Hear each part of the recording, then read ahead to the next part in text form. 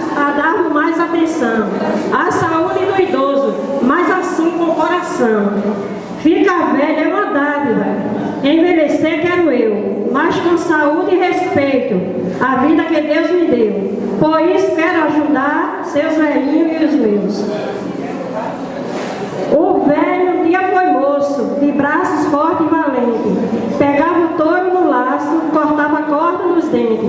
Os olhos enxergavam longe, tudo que via à frente. Se você sabe que alguém maltrata algum idoso, sinta-se compadecido, vá em busca de socorro. Procure não aparecer. Sem a família saber, não vão arrancar o corpo.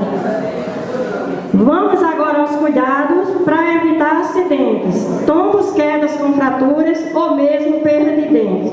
Tire tapetes da sala, bote corrimão na escada e iluminação decente.